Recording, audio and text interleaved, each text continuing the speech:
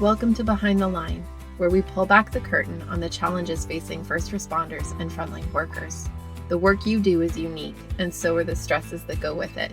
Join me as we tackle key issues to reduce risks for burnout, and as we work to support you in doing the job you love without sacrificing being the kind of person you want to be.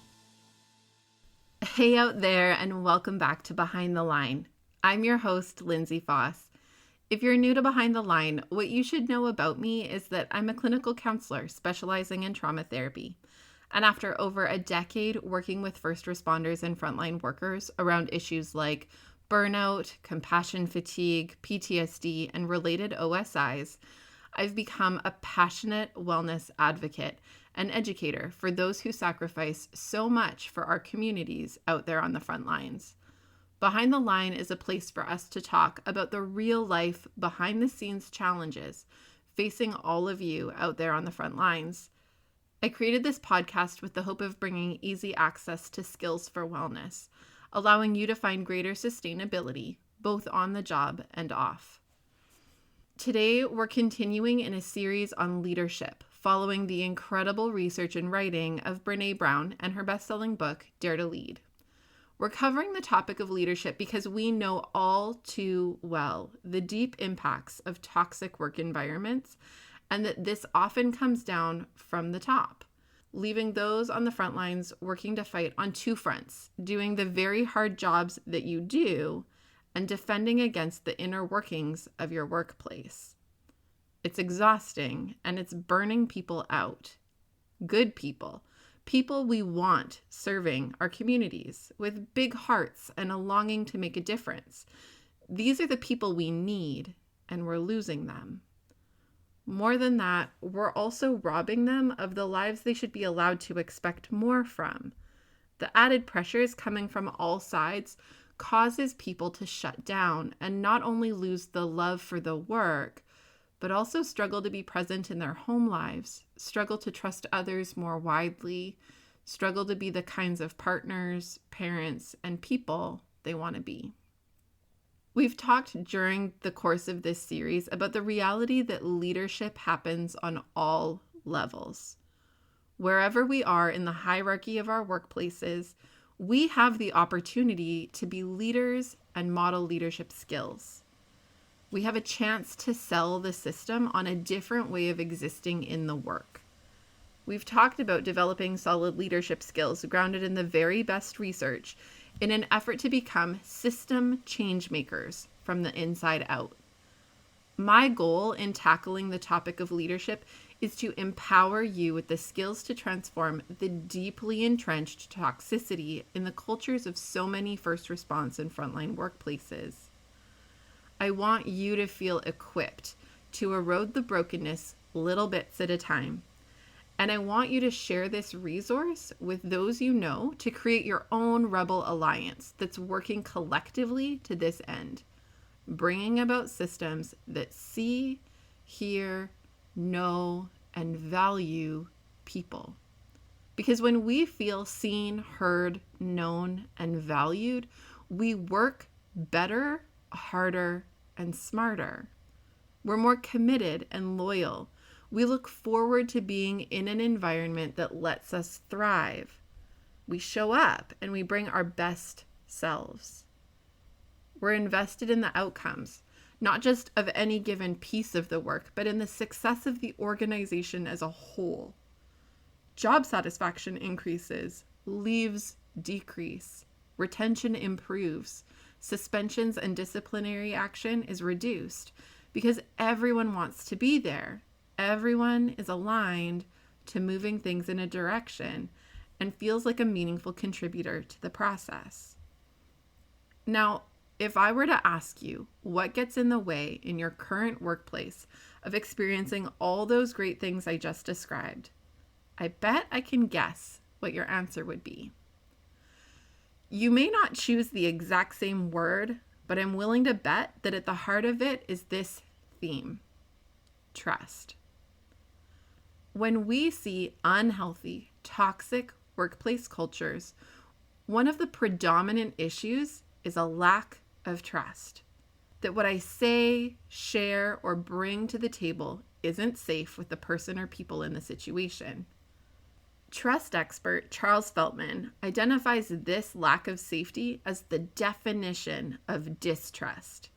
And he says that trust is, quote, choosing to risk making something you value vulnerable to another person's actions, end quote. In order to feel able to risk, we need to have some sense of believing that the person we're entrusting is safe to hear and hold what we're offering. It doesn't mean we expect them to agree with us, but we do expect them to engage it with us in a way that feels like they value us. Brené says this, quote, trust is the glue that holds teams and organizations together. We ignore trust issues at the expense of our own performance and the expense of our teams and organizations' success, end quote. She also shares research that emerged from Fortune magazine's 100 Best Companies to Work For review, where they state that, quote, trust between managers and employees is the primary defining characteristic of the very best workplaces, end quote. And that this shows up in significant and measurable ways in terms of financial returns in the corporate realm. In an article by Stephen Covey and Doug Conant in the Harvard Business Review, they say this, quote, while few leaders would argue against the idea that trust is necessary for building elite performance, not nearly enough realize the height of its importance. And far too many disregard trust building as a soft or secondary competency. But in our joint experience, we've learned that trust is the one thing that changes everything. It's not a nice to have, it's a must have. Without it, every part of your organization can fall, literally into disrepair. With trust, all things are possible. Most importantly, continuous improvement and sustainable, measurable, tangible results in the workplace, end quote. Okay, I know that as first responders and frontline workers, you likely don't consider your professions and organizations as connected to the corporate marketplace. But the heart of the message is the same. The research, regardless of professional group, segment of industry, or existence within the private or public domain, has shown repeatedly that trust within workplaces is a make it or break it factor in the health and wellness of the team, its individual members, and the organization as a whole. Research shows again and again that it has direct results in the outcomes, and that success or failure to develop and walk the talk of trust is measurable and tangible in terms of the outcomes. For those working on the front lines, this shows up in some of the spaces we've already mentioned, like job satisfaction, retention, and so on. But it also shows up in improved quality of care and services rendered to our communities.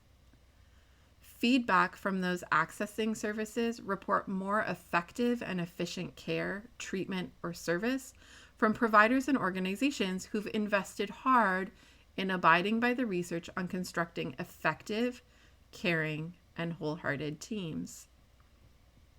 When it comes to cultivating trust skills within the workplace, but also within our lives, Brené has a clever acronym to help us out.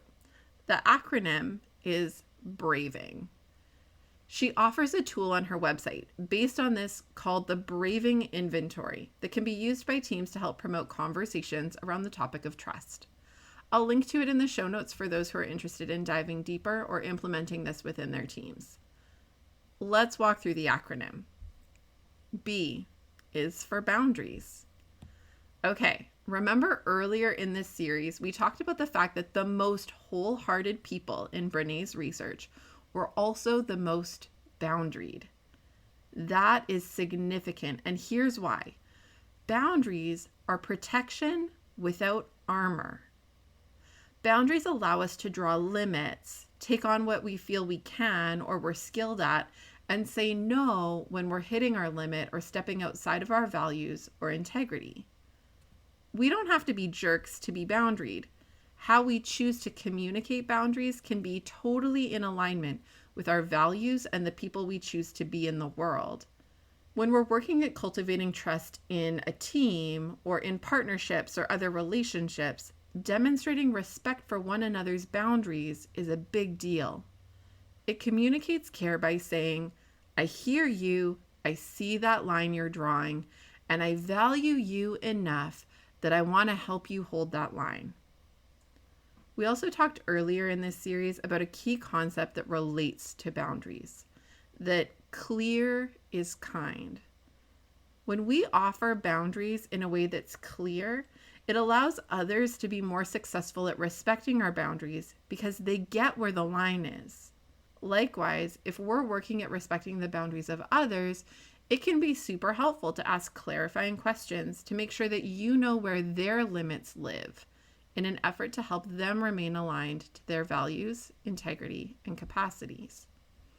What's amazing is that when we use boundaries well, it tends to garner respect and regard. People tend to trust us more because we do what we commit to do. And when we can't commit to it, we don't. It sets us up to be successful in meeting expectations because we're actively shaping the expectations that others have of us and that we have of them. R is for reliability. What this means is that we follow through. When we say we're going to do something, we do it. We recognize our capacities and competencies, as well as when we're overcommitting or promising more than we can deliver. And we stand in our integrity in communicating what people can expect of us. At its core, trust is this progressive process where we see people's character emerge and notice the ways in which they show up or fail to show up. Reliability is a key piece in this. It helps people know that we walk the talk and show up in the ways we said we would. Now, reliability isn't always an easy thing in first response and frontline work. The nature of the work is crisis, emergency response, unpredictability, and staying on your toes. It's hard to know if you're going to get to pee when you need to, let alone follow through on commitments around bigger issues. But my guess is that you can identify this principle at work in some of your experiences within your workplace. That there's that person that you know you can depend on even when things are hitting the proverbial fan. That there's that couple of people that you know show up and do what they can. They're likely the people you are more inclined to trust. And then there's those people that are inconsistent or consistently not showing up with a version of themselves that's helpful or reliable. These are the people you likely dread being on shift with, knowing that you'll be pulling more of the weight. We're less inclined to trust them because they haven't demonstrated a semi-consistent effort at being reliable people we can count on. A is for accountability. Have you ever been around someone who just never owns their own stuff? They'll avoid acknowledging that something went wrong in hopes of not being found out. And when something happens, it's someone else's fault or there's an excuse for why it's not on them. Do you tend to have high trust in those kinds of people? Of course not.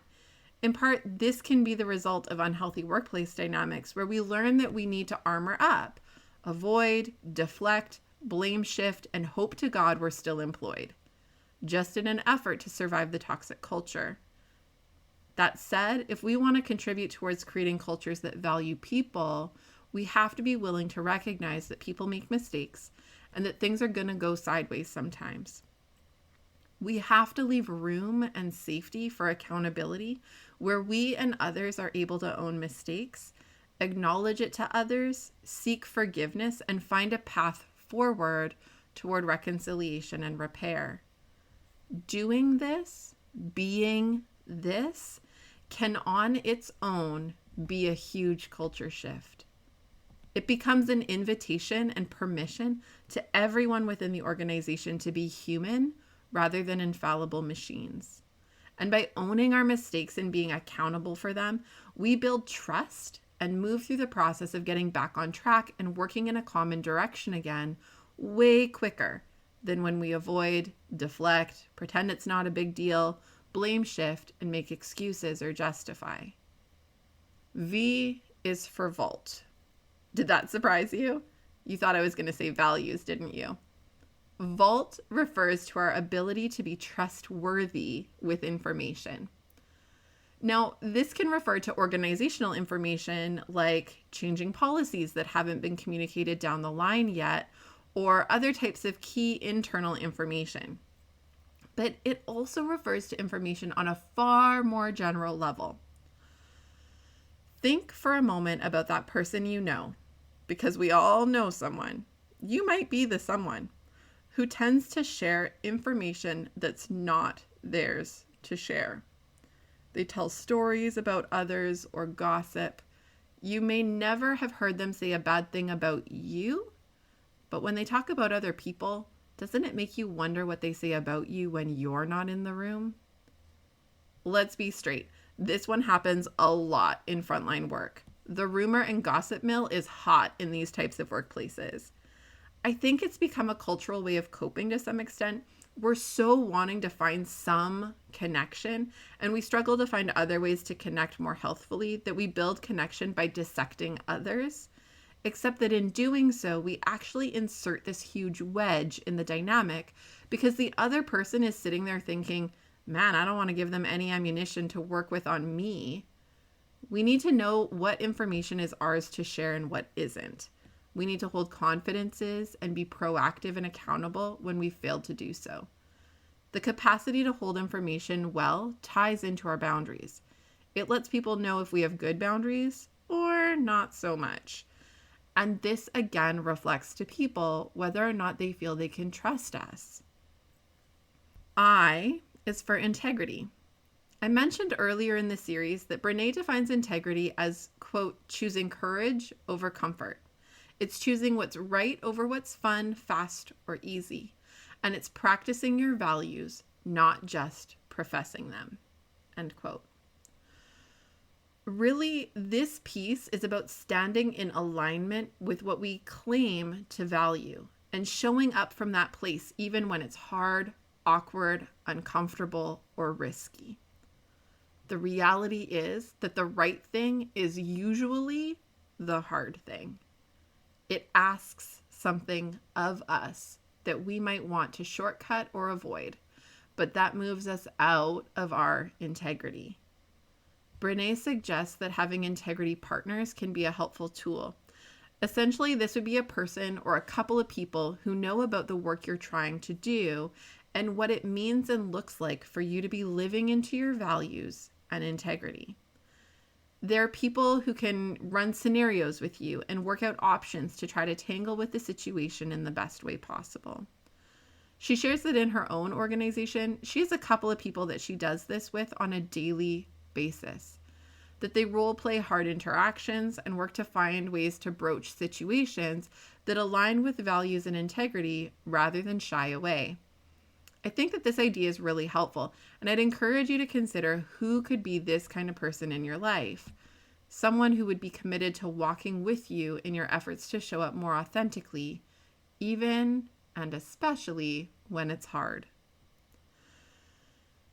N is for non-judgment.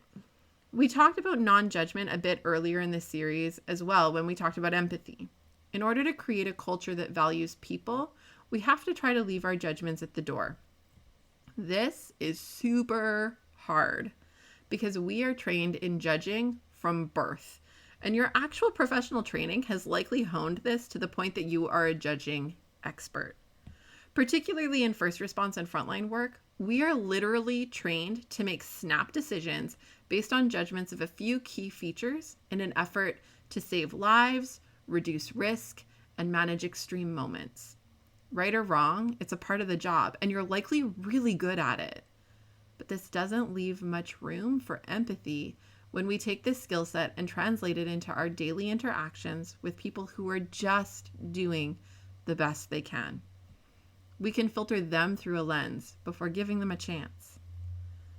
Engaging non-judgmentally is an invitation to be able to ask for what you need, and likewise for others to seek their needs without worry for possible consequences or retribution.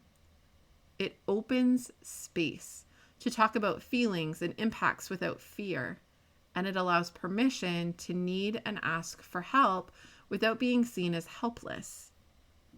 Remember, we talked earlier in the series about shame and the fact that shame never offers anything constructive. This has been shown in research repeatedly and across the spectrum of situations. Shaming people into submission increases burnout, increases mistakes, and quashes innovation and creativity, among a host of other things. When we have cultures that shame people to the point that they don't share, they don't come forward when they're struggling or need help. They fear acknowledging mistakes or being accountable. We discover huge problems in these spaces.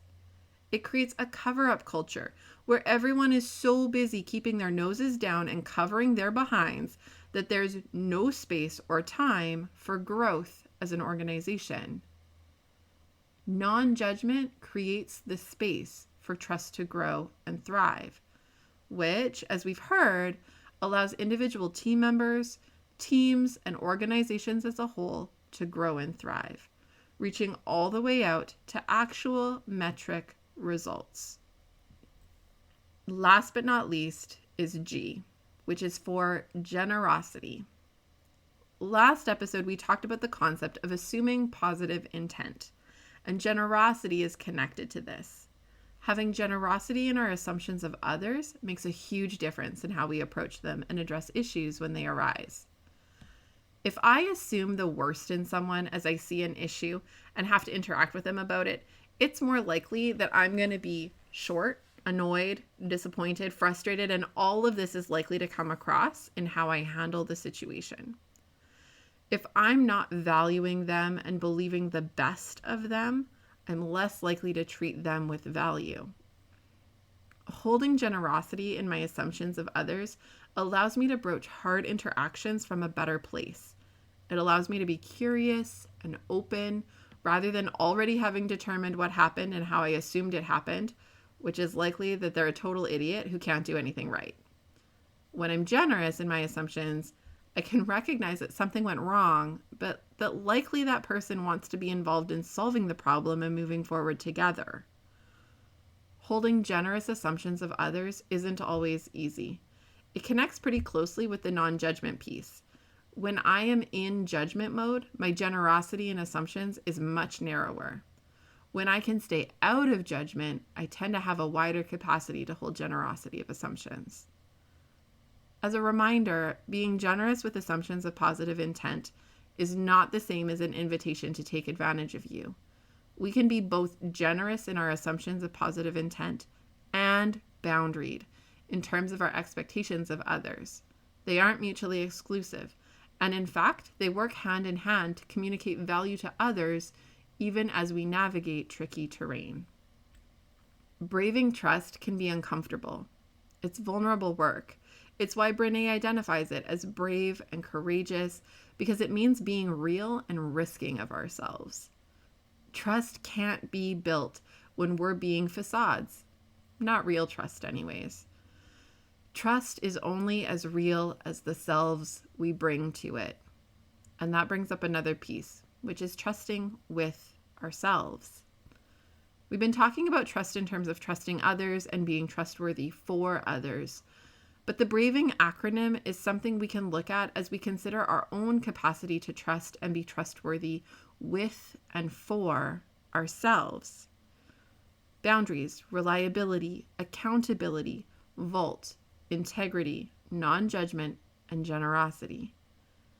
I mean, they're hard enough to give to others and offer consistently, but if we're honest with ourselves, we likely find this 1,000,000 times easier to do with others than with ourselves. Managing boundaries that protect and serve me, including going to bed at a reasonable hour, not skipping breakfast, reaching out to social supports, or not sharing vulnerably with someone I know doesn't hold safe space for me. Do we do these things consistently, or do we fail at trust building with ourselves? Do we show up in the ways we promise ourselves that we will?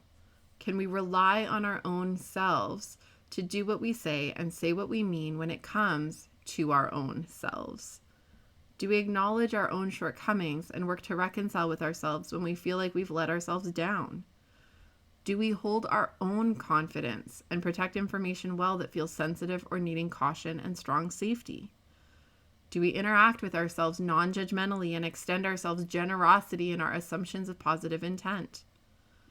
My guess is that there are at least a few of those areas where you struggle, where you're hard on yourself, or you shortcut to avoid discomfort, or you put yourself in the back seat while serving the needs and interests of others.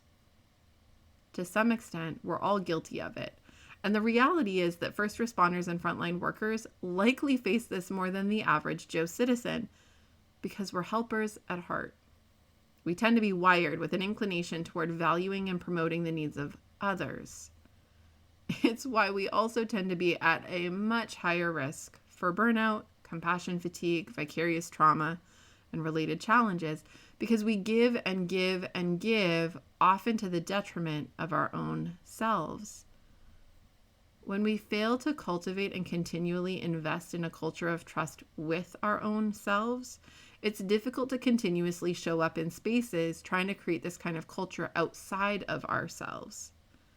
This is both personal work within ourselves as well as collective work as teams, partners, friends, and so on. Trust that as we wrap up today, we're not stopping here. I've included some links in the show notes to Brené's Braving Inventory, as well as links to some of her other work that you may find helpful as you work at exploring trust within yourself, as well as within teams and other spaces in your life. In the show notes, you'll also find an episode challenge if you want to work at taking what we've talked about here today and personalizing the work and making it applicable in tangible ways in your life. We do this each and every week, and you can find the challenge in the show notes on our website. Your involvement and support of this podcast has been overwhelming and inspiring, and I hope you know how much your comments, messages, likes, and shares mean to me. To those who have reached out to share your stories and the impacts this resource has had for you, genuinely thank you. Please continue to share this with those you know on the front lines. There are so many aspects of frontline work and so many who are struggling.